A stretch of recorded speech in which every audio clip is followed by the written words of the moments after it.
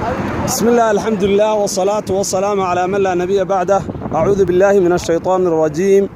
واصبر وما صبرك إلا بالله ولا تحزن عليهم ولا تك في ضيق مما يمكرون إن الله مع الذين اتقوا والذين هم محسنون. أما بعد، يا أخوة في الإسلام، يا أخوة في العقيدة، أولا مركب السلام عليكم ورحمة الله وبركاته.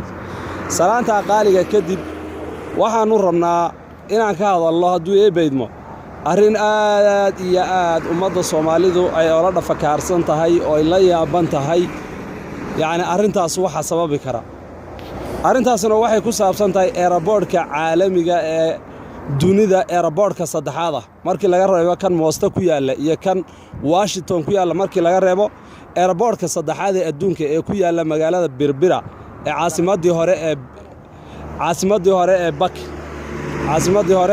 Baki haddana Boorama loogu magac daray markii Somaliland ay tiri gaar baan u istaagnay. dowladda Imaaraadka Carabta ee halka dhahaysa waxaan ka sameysanayaa saldhig military oo ciidamada militarigana waxa lagu yaqaanaa ciidamo manaxaan ah, looma tababarin inay dad shacab ah u naxariistaan. ciidamo boolis ama waa ciidamo military. ciidamada militarigana waxay qabanayaan adduun weynuhuna waa ka baxsan yahay, shacabka Soomaaliyeedna way garanayaan. dadka Soomaaliyeed marka waxay rabaan dowladda Imaaraadka Carabta waxay ka rabaan ayadoo Imaaraadku Carabta ay ka mid tahay dowladaha Carabta ay Soomaalidu qadariyaan ee ganacsigoodii, hantidoodii, dadkoodiiba ay ku aamineen. kana mid tahay dowladda Imaaraadku Carabta ururweynaha jaamacadda Carabta.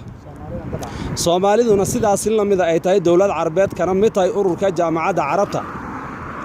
sababtay ugu soo dhiiratay inay ciidamadeeda militariga ay u soo wareejiso airportka weyn ee caalamiga. haddii ay tahay hab dhaqaale iyo haddii ay tahay hab siyaasadeedba, waxaa fiicnaan lahayd inay Soomaalidu Imaaraadku Carabta ay u faahfaahiyaan sababta ay meeshaas ay u damaaciyeen, ay u rabaan inay u degaan.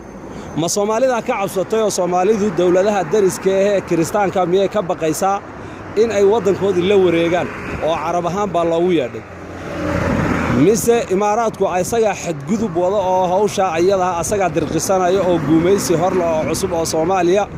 dadka shacabku waxay aaminsan yihiin guumaysi hor leh oo cusub inuu Imaaraadku horseedayo, oo haddii dadka waqooyiga ay Imaaraadka Carabta airportkooda ay ku wareejiyaan, dadkan Puntland deganaa iyaguna ay ku wareejin doonaan Talyaaniga airportka weyn ee caalamiga ee hadda farta laga jiro ee ku yaala magaalada Boosaaso. sidaas la mid ahna laga yaabo dadka reer Muqdishona inay Talyaaniga saaxiibaha ay ahaan jireen ay u yeedhaan. sidaas la mid ahna airportka weyn ee caalamiga ee dalxiiska leh ee Kismaayana laga yaabo in Ingiriiska ay dalbadaan. marka dowladda Imaaraadka Carabta dadka Soomaalidu waxay leeyihiin ma guumaysi hor loo horseedaya, mowqifkiisa oo wanaagsan ha cadeeyo Imaaraadka Carabta.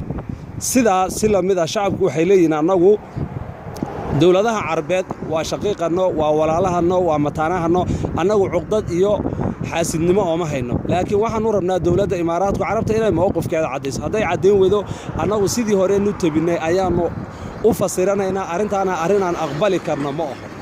marka dowladda Imaaraadka Carabta waxaa laga rabaa inay warkeeda cadeyso, fiidiyaha ka cadeyso, akhbaaraadka caalamka ka cadeyso.